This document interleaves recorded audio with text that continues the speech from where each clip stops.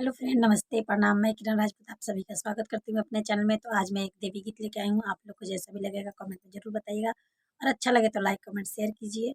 चलिए गीत को स्टार्ट करती हूँ।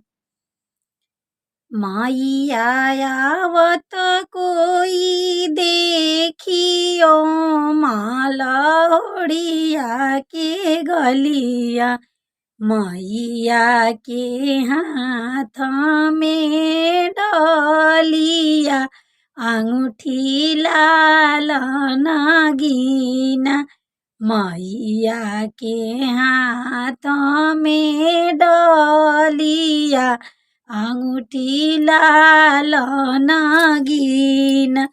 का तू झखेलू तिवाई गोद भरब तोरा, आचारा से डगरब हरिह जहाँ हम लेबो डेरा, आचारा से डगरब हरिह जहाँ हम लेबो डेरा।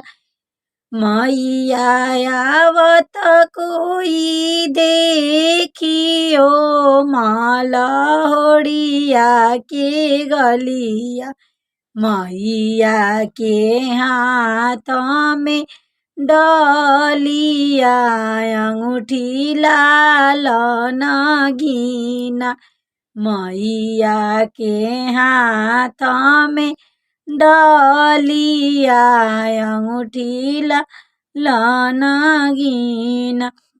का तू झखेलू तिवाही अन धन देहब तोरा, आचारा से डगरब हरिह जहाँ हम लेबो डेरा, आचारा से